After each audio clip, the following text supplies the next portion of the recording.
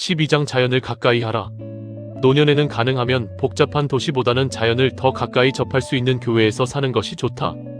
그것이 여의치 않다면 틈나는 대로 어디든 자연이 있는 곳을 자주 찾아라. 반드시 먼 곳에 있는 산이나 들판이나 바다를 가야 하는 것은 아니다. 집 가까이에 있는 공원이나 산책로도 좋다. 햇살과 나무와 물과 바람을 느낄 수 있는 곳, 트인 하늘을 보고 흙을 밟을 수 있는 곳이면 어디든 좋다. 자연을 가까이 하는 것은 우리 삶에 영성을 불어넣을 수 있는 아주 좋은 방법이다.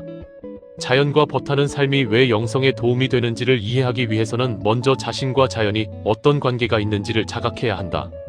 나에게도 그러한 자각의 과정이 있었다.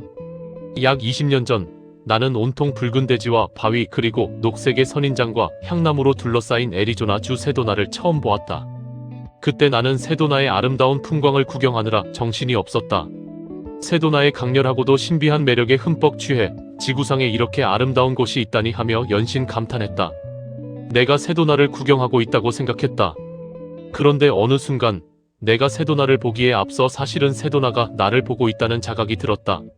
세도나의 붉은 바위와 선인장, 향나무가 나를 보고 있었다. 그들은 나보다 훨씬 오래 전부터 그곳에 존재하고 있었고 수많은 사람들이 오고 가는 것을 지켜보고 있었다. 나도 그 많은 사람들 중에 한 사람이었다. 우리 인간은 잠시 머물다 갈 뿐 이 땅의 진정한 주인은 바로 자연이라는 것을 느꼈다. 그 순간 또 하나의 자각이 들었다. 그것은 나 또한 그 자연의 일부라는 것이었다. 나와 자연은 분리된 것이 아닌 그냥 한 몸이었다. 내가 왜 자연인가? 나도 이 지구라는 거대한 생태계 속에서 함께 숨쉬며 살아가는 하나의 생명체이기 때문이다. 내가 자연과 하나라는 깨달음, 그것이 마치 천둥소리처럼 강렬하게 느껴졌다. 그것이 깨달음의 시작이자 끝이라고 해도 과언이 아닐 만큼 그 자각은 온몸의 세포를 전율하게 했다. 사람이 자연과 하나라는 것, 그것은 어떻게 보면 아이들도 다 아는 지극히 상식적인 이야기일 수 있다. 문제는 사람들이 그것을 하나의 지식 차원에서 머리로만 알고 있다는 것이다. 중요한 것은 지식 차원에만 머무르지 않고 느낌으로, 온몸의 세포로, 감각으로 체험해야 한다는 점이다. 진정으로 자신이 자연과 하나임을 느낄 때 분리되었다고 인식했던 모든 것들이 하나로 연결되는 의식의 대통합을 경험할 수 있다. 영혼의 완성을 향한 영적인 삶을 꾸려나가는 노년기일수록 더욱더 자연을 가까이 해야 한다. 그 이유와 이 점은 더 강조할 수 없을 만큼 중대하다. 첫 번째, 자연 친화적인 삶은 에고를 놓는데 큰 도움을 준다. 사람들이 그토록 괴로워하고 힘들어하는 근본적인 원인을 파헤치고 들어가다 보면 결국 그것은 자신의 에고 때문이라는 것을 발견할 수 있다. 에고는 자연이나 타인과 구별되어 존재하는 하나의 개체를 의미한다. 에고의 입장에서 보면 자신은 전체와 분리된 개체로 인식하기 때문에 그러한 분리의식과 불완전성에서 오는 끝없는 갈등과 번뇌를 경험하게 된다. 그것을 불교에서는 탐진치, 탐욕, 분노, 어리석음라고 하여 열반에 이르는데 장애가 되는 세 가지의 독이라고 한다. 불완전함을 채우기 위한 열망이 탐욕의 형태로 나타나고 너와 내가 분리되어 있다는 인식으로 인해 상대방을 향해 분노하게 되고 모두 하나라는 것을 모르는 어리석음으로 인해 서로 갈등하고 충돌하는 것이다. 문제는 분리의식이다. 너와 내가 분리되어 있고 나와 자연이 분리되어 있다는 생각이다. 나라는 에고는 주체이고 나를 제외한 모든 것은 자연까지도 나와 분리된 객체로 인식하는 이분법적 세계관과 교육, 물질주의의 영향이 크다.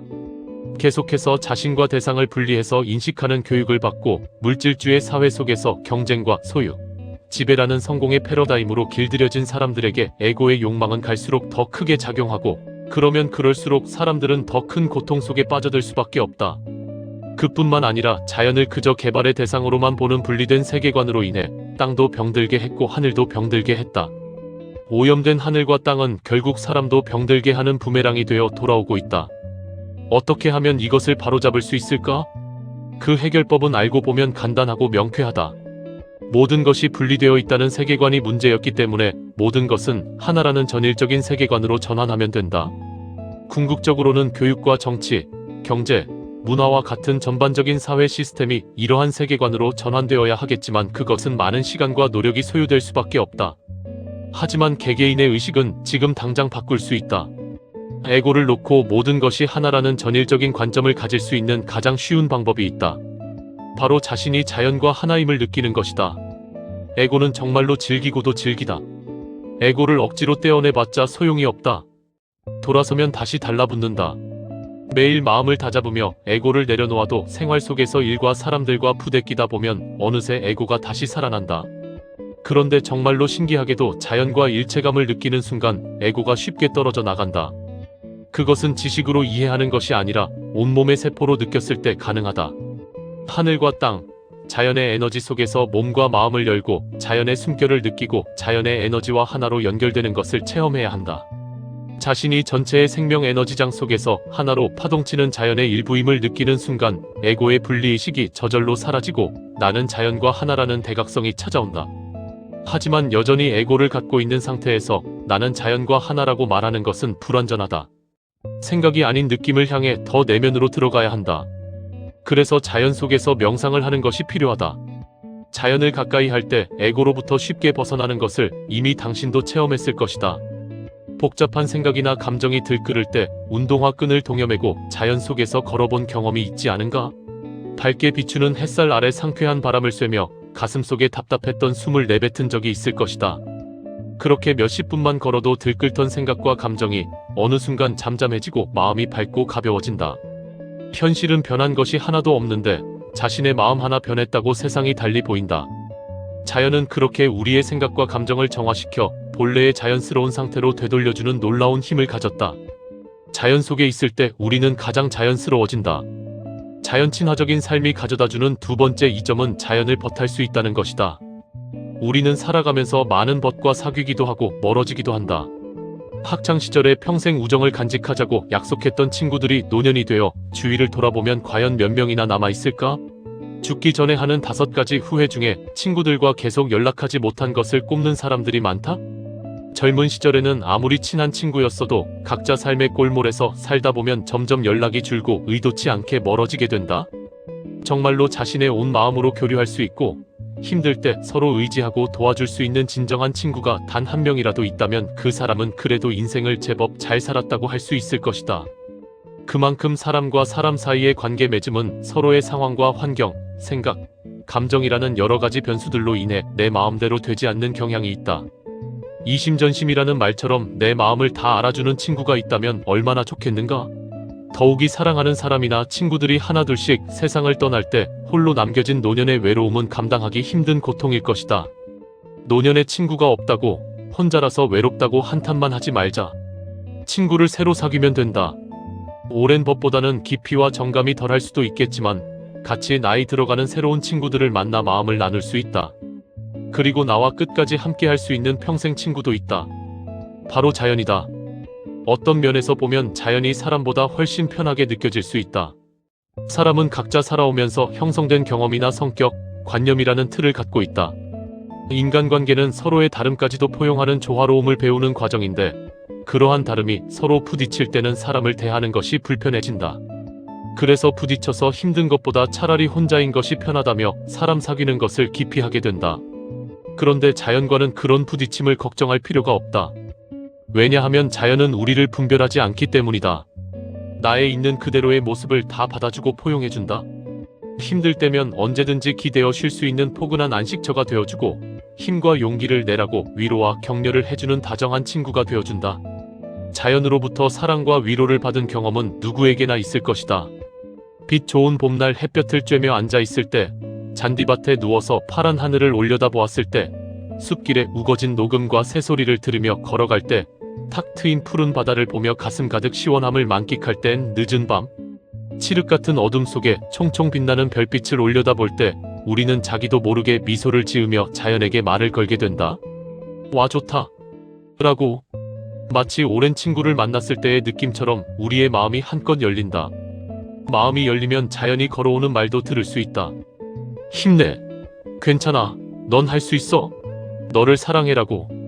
자연이 주는 메시지는 사실 내 안에서 울려 퍼지는 내면의 소리들이다. 내 안에 있는 자연이 살아난 것이다. 내 안에 있는 자연과 외부의 자연, 이 두 가지의 자연이 하나로 연결될 때 우리는 자연의 메시지를 들을 수 있다.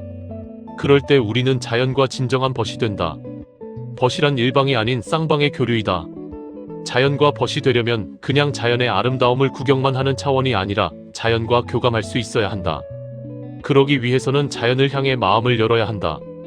친구를 사귀려면 마음을 열어야 하는 것처럼 마음을 열면 자연이 마음속으로 들어온다. 그리고 그 자연의 순수한 에너지로 내 안에 있는 자연성이 살아난다. 그 자연성이 살아날 때 내가 자연과 하나임을 느끼게 된다. 자연만큼 허물 없이 교류할 수 있는 것이 또 있을까? 감정이나 분별 없이 나를 지켜봐주고 나의 모든 것을 받아주고 온 마음으로 교류할 수 있는 최고의 절친, 자연이 바로 당신 곁에 있다. 어려운 인생을 잘 견뎌온 노인들이여, 자연에서 위로를 받으라. 힘든 세상사와 인간관계에서 받은 상처들을 치유해주고 다쳤던 가슴을 열어줄 것이다. 그래서 옛 선비들은 자연 속에서 유유자적하며 이렇게 노래했던 것이다. 청산도 내 벗이요, 녹수도 내 벗이라. 청산 녹수 간의 풍월도 내 벗이라. 평생의 삼위로 더불어 함께 늑자하노라. 작자 미상. 내 벗이 몇이냐 하니 수석과 송죽이라. 동산에 달 오르니 개 더욱 반갑고야. 두어라 이 다섯밖에 또 더하여 무엇하리. 윤선도의 오우가. 자연 친화적인 삶이 가져다주는 세 번째 이점은 자연의 완전한 에너지를 충전받을 수 있다는 것이다.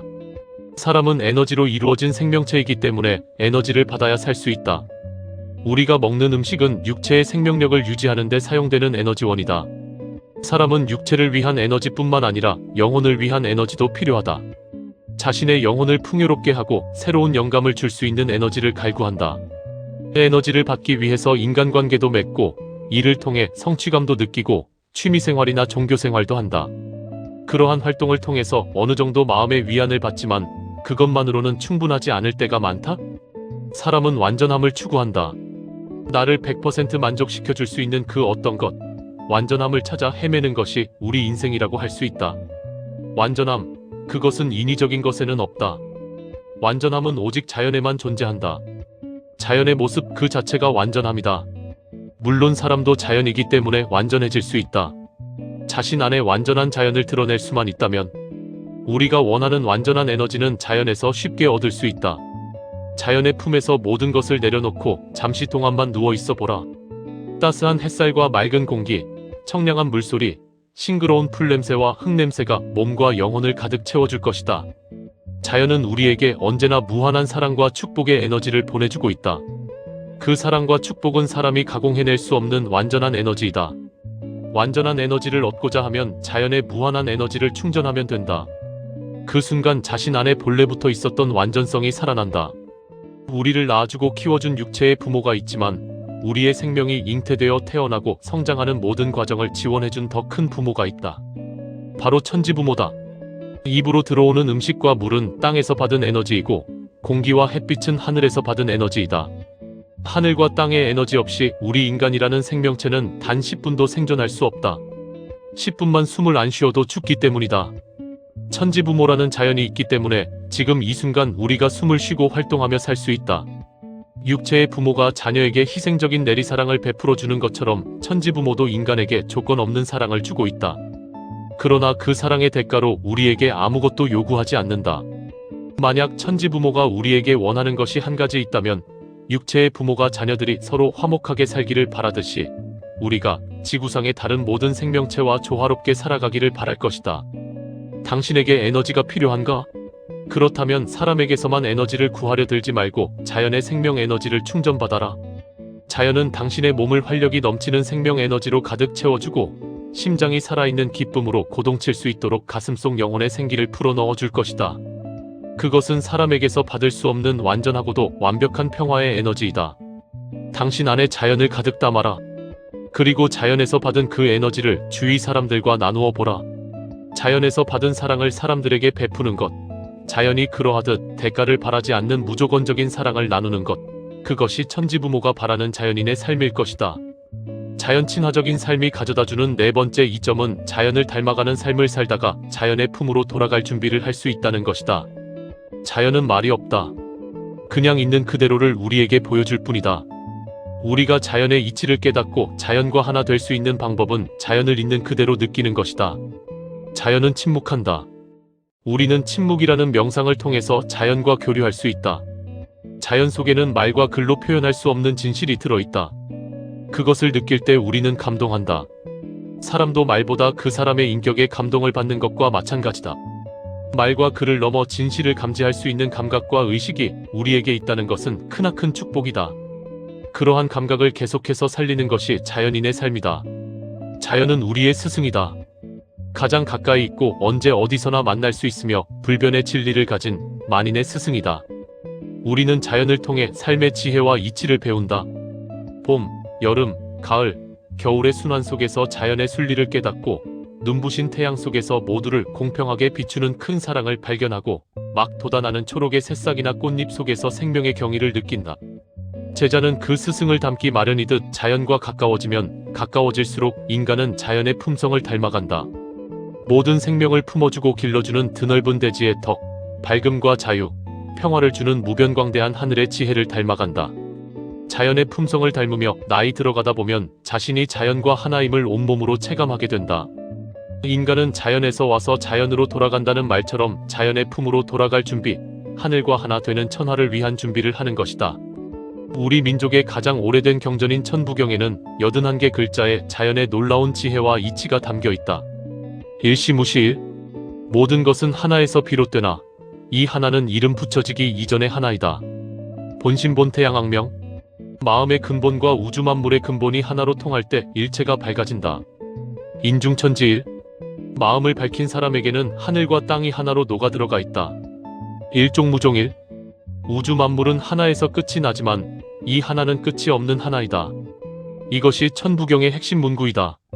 모든 것은 하나에서 시작되고 하나로 끝이 나는데 그 하나는 시작도 끝도 없는 하나라는 우주와 자연의 영원성을 담고 있다. 또한 우리가 태양처럼 밝은 본래의 마음을 회복해 우리 안에 자연 하늘과 땅이 하나로 조화를 이룰 때 일체가 밝아진 천지인이 된다고 알려준다. 이러한 천부경의 이치를 깨닫고 그것을 바탕으로 한 삶을 추구하는 것이 영혼의 완성, 천하를 준비하는 삶이다. 자연을 닮아가는 삶, 자연과 하나 되는 삶, 그것은 노년기에 누구나 꿈꾸는 이상일 것이다. 부잣집에서 태어났건 가난한 집에서 태어났건 갓난아기들은 다들 비슷비슷하듯이 아무리 대단한 자산가였건 권력자였건 지식인이었건 간에 늙어서 죽기 전의 모습 또한 비슷비슷하다. 자연 앞에서는 만인이 평등하다. 그러니 거추장스러운 권위나 명예, 욕심, 아집을 다 내려놓고 자연인이 되는 것이야말로 죽음을 준비하는 참된 자세이다. 자신의 에너지가 밝고 자유롭고 평화로워지게 조율하면서 우주의 근원적인 생명 에너지로 돌아갈 준비를 하는 것이다. 그리고 자신의 생명 에너지가 남아있는 한 이 지구라는 행성 위에서 동시대에 함께 여행한 동료이자 같은 자연인들과 서로 존중하는 마음을 갖는 것, 넉넉한 가슴과 밝은 지혜로 모든 사람과 생명을 포용하고 사랑하는 것이 깨달은 어르신의 길이다. 이 세상에서의 마지막이 될 그날 참 잘 살았다라고 뿌듯해하며 평화롭게 눈 감을 수 있기를 바라며 어느 인디언이 남긴 시를 소개한다.